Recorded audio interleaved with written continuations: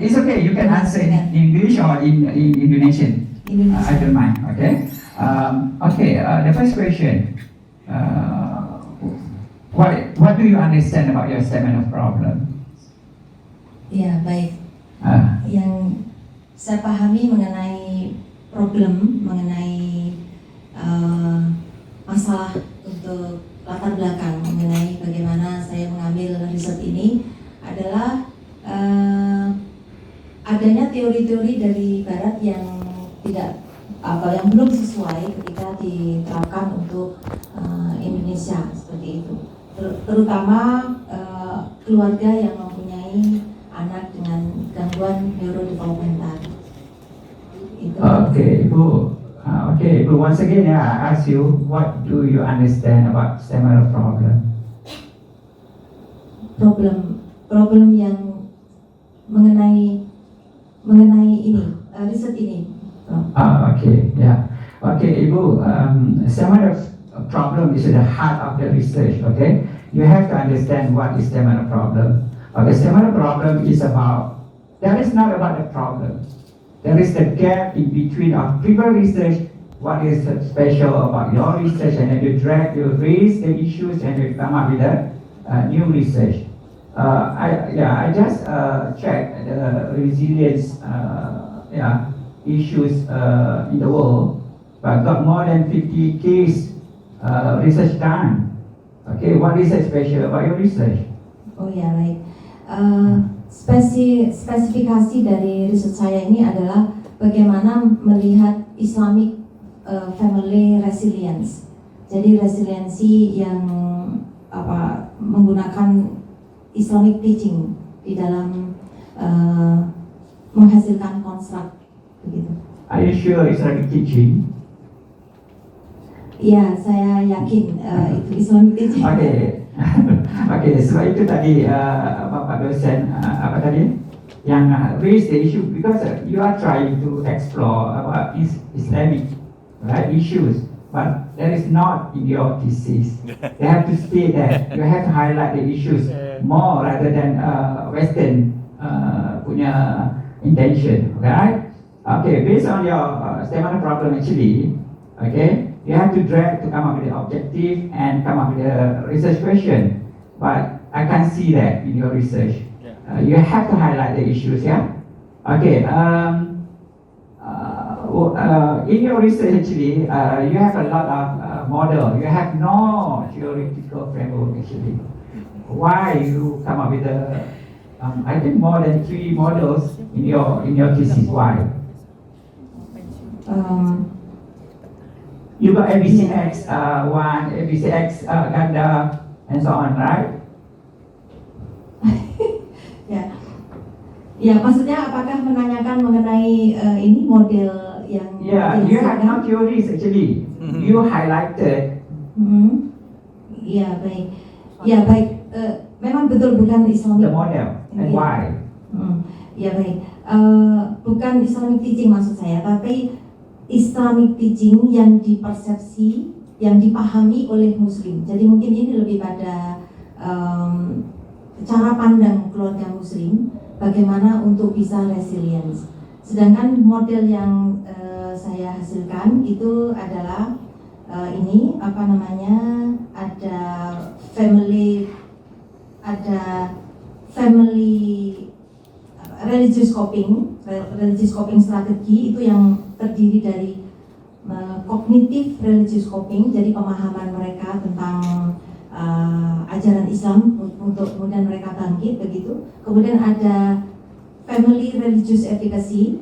Di sini adalah sebenarnya ini saya pinjam istilah dari teori Bandura, tapi di sini ditemukan secara spesifik dari penelitian saya. Untuk family religious efficacy pada Muslim itu rasa mampu itu muncul, tetapi dengan keyakinan adanya divine support begitu. Jadi ada rasa yang merasa mendapat dukungan oleh Allah seperti itu. Kemudian emotional religious coping sebenarnya ini merupakan bagaimana keluarga Muslim itu meregulasi emosinya dengan menggunakan ajaran Islam selama ini seperti itu. Terus kemudian ada behavioral religious coping, jadi mereka menjalankan ritual-ritual itu untuk menyelesaikan sebuah masalah. Terus kemudian juga menghasilkan pengasuhan di sini. Pengasuhannya itu secara positif dan juga ada frameworknya juga adalah sistem dukungan. Jadi ada sistem dukungan yang dilakukan oleh keluarga Muslim, yaitu ada ketersalingan, kemudian ada social support seperti itu. Okay, that is a finding, right? That is not your model in your research. The way you tell me is that you elaborate about your finding, right? I'm asking about your model in your theoretical framework. All right. I read your thesis actually more than 3 times, but the way you wrote your report, something like more to report, not trying to blend all together, right? Okay. What do you understand about qualitative method and quantitative method? Iya, baik. Oh baik, mungkin saya dalam disertasi saya tidak mengatakan ini model karena ini baru 312 subjek, terus kemudian dengan 10 subjek, tapi mungkin lebih merupakan bagan, lebih merupakan visual dynamic begitu ya, untuk menjelaskan temuan. Sebenarnya itu Pak ininya. Oke. Ya, jadi bukan model ya, tapi lebih visual dynamic saja untuk menjelaskan temuan saya, seperti memudahkan untuk menjelaskan itu. Begitu. Okay. Can you explain to me your understanding about method qualitative and quantitative? Yeah. Kalau kualitatif itu menggunakan berpikir induktif. Jadi bagaimana kita itu memahami atau menggali data itu dari perspektif kelompok sebuah masyarakat atau individu, terus kemudian menghasilkan konsep begitu, atau menghasilkan aspek-aspek, mungkin bisa berupa sebuah konsep, karena dari data-data yang di lapangan begitu, itu kemudian diabstraksikan dengan merujuk pada istilah-istilah, menggunakan term-term yang sudah berkembang berkembang di secara teori begitu. Nah, kemudian sedangkan kalau kuantitatif itu bisa dikatakan menguji sebuah teori untuk diterapkan pada sebuah masyarakat atau individu. Okay, Ibu. And in your research, there are a lot of numbers, a lot of percentage, and a lot of table. Means that you are doing quantitative. Am I right? Qualitative. In qualitative research, you have no numbers. Even 1 to 2, you have to spell. So when I read your thesis, a lot of table, a lot of percentage and there. So why you have to come up with quantitative one? Why you have to give them the open-ended? Yeah. Open-ended is quantitative research. That's why you come up with the percentage. So why you have to give them 312, give them a second, why you give them the questionnaire to answer? Because of questionnaire, if you say, if that in your thesis is survey means that quantitative research, but you declare you are doing qualitative. Okay. That is a bit confused to me. Oke, baik. Di dalam Creswell itu ada penjelasannya, Pak, ya. Bahwa kalau dalam Creswell itu sangat jelas. Nah, kalau kualitatif research itu menjelaskan bahwa menggunakan survei, memang survei, misalnya survei di sini menggunakan open-ended question, tapi analisisnya itu adalah content analysis atau thematic analysis.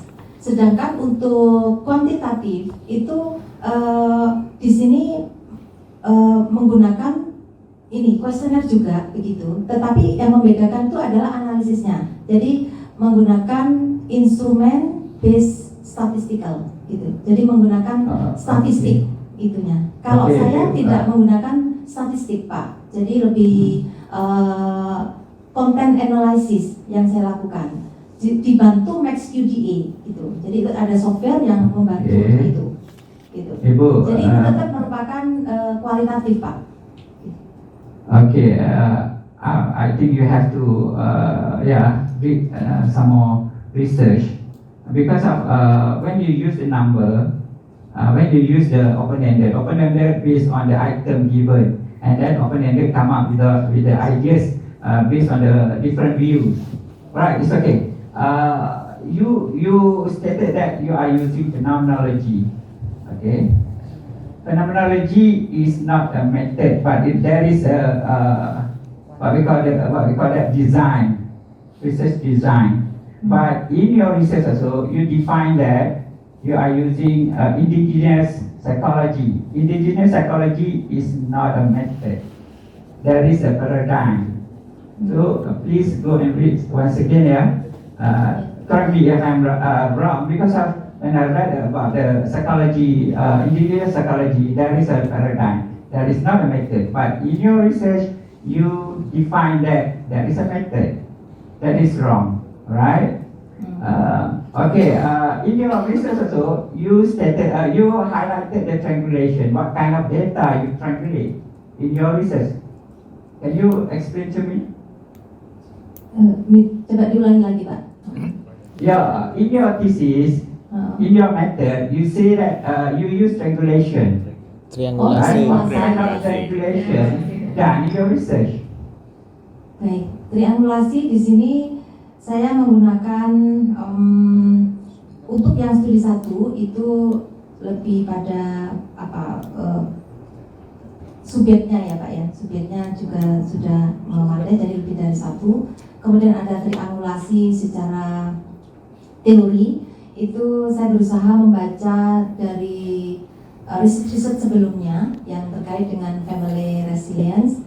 Terus kemudian istilah-istilah yang saya gunakan itu juga mengacu kepada teori-teori yang saya baca, tetapi saya mengintegrasikan atau mengkontekskan dengan temuan di lapangan, sehingga ketika mengabstrakkan itu untuk triangulasi mengenai teori itu berusaha saya penuhi seperti itu.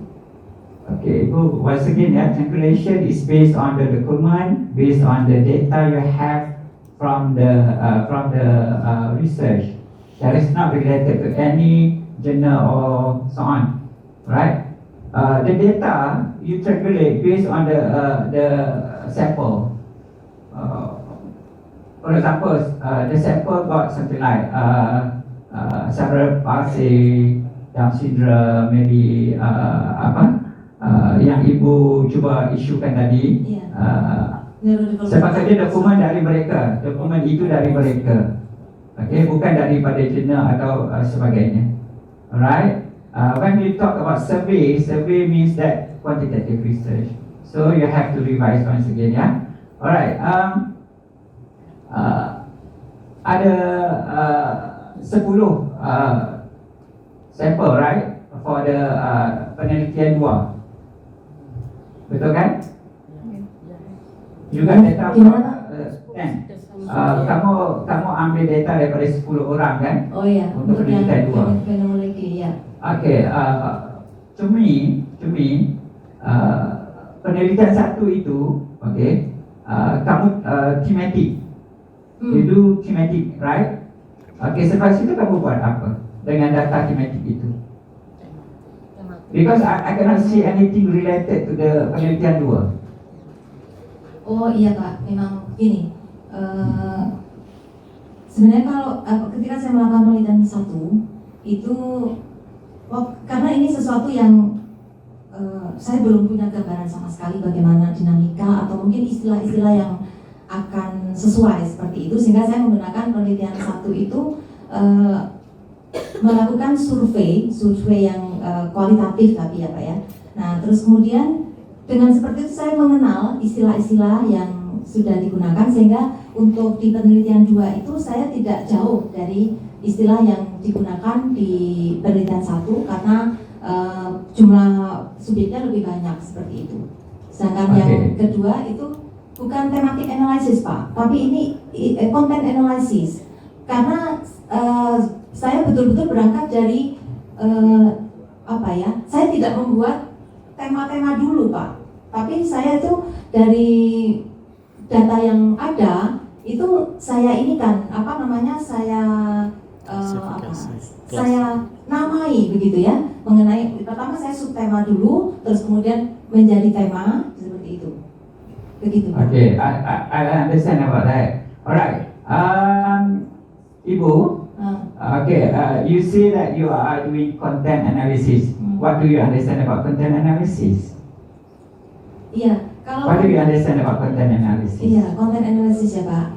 Content analysis itu begini, kalau tematik itu saya sudah menentukan tema-temanya dulu. Sedangkan kalau content analysis itu saya memperhatikan isi dari tema yang muncul seperti itu Pak. Jadi tema itu muncul itu dari di sini subjek seperti itu. Atau bagaimana Pak? Oke, oke Ibu, jangan stres ya Bu. The way you explain means that you are not very sure about the content analysis. Content analysis means that you have the document. You have the document. Okay, for example, a syllabus for S2, for example, and then you reflect based on the content, the syllabus. For example, that is content analysis. The way you told me is more to text analysis. It's not the content analysis, right? Text analysis. Text analysis based on the data you got from the sample, right? The sample say write this and this, and then the text you analyze. That is text analysis, not content analysis. Boleh? Baik Pak. Boleh Bu ya? Iya baik. Ibu jangan pusing ya Bu. Enggak. Nanti saya belajar Text lagi. analysis and content analysis is two different things. Okay? Ya Pak. Yang Ibu buat itu adalah text analysis. That is not content analysis. Content analysis, for example, you have the SMK syllabus, a lot of document, and then you do text analysis. Or you have the something like the novel, and you do content analysis. But Baik Pak. the way you tell me means that you got the data and you analyze. That is text analysis, right? Okay. One more thing, one more question. Okay, before we end our session. All right. What do you understand about phenomenology? Fenomenologi. Yeah. Oh iya. Ya baik Pak. Baik, saya ingatnya saja. Fenomenologi itu sebuah penelitian yang menyuarakan mengenai pikiran dan perasaan seseorang. Terus kemudian data itu diperoleh dari orang yang pertama, jadi lebih menyuarakan ya Pak ya, dari apa yang menjadi pikiran dan perasaan seseorang, seperti itu. Jadi tekniknya wawancara mendalam. Okay, baik. Ibu, phenomenology is about the phenomena. Apa fenomenanya? Apa fenomena dalam kajian Ibu ni?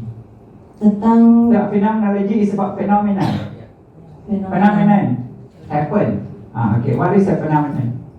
Fenomenanya adalah keluarga muslim yang mempunyai anak dengan gangguan neurodevelopmental yang mengalami krisis, terus tapi bagaimana mereka itu bisa bangkit gitu. Bukan resilient ke Bu? Iya, resilient, iya. Yeah, resilient. Yeah. So you have to focus on resilient. Oh iya, iya. Right? Okay. Right. There is a phenomenon. Okay. But in disabled family, right? Iya Pak, betul. Anak yang keperluan berkebutuhan khusus. Ya, ya betul. Jadi there is the phenomenon. If you are in the phenomena, that is right. Okay. If you are out of the phenomena, that is a bit difficult to explore the phenomena, right? Jadi Ibu kena harus kuat highlightkan fenomena itu dalam statement of problem. So itu saya tak nampak yang statement of problem tu you highlighted the issues and then the discussion also, how you reflect to the model, to the theory in your chapter 2, and then support by the people research about mungkin lebih kurang research sama dengan ibu punya research, right? Iya Pak. I think that's all for today. Okay, ya maafkan saya kalau ada kata-kata yang agak keras, agak tidak berbudi bahasa begitu. Ya, okay, I'm trying to help you, Ibu ya. Terima kasih Pak. All the best ya. Saran baik. All the best. Okay, back to MC. Thank you. Okay, thank you Dr. Abdul Razak Zakaria for your question. Saudari Promovenda, sidang ujian promosi telah selesai. Kepada para promotor dan tim penguji disampaikan terima kasih banyak. Sidang kami nyatakan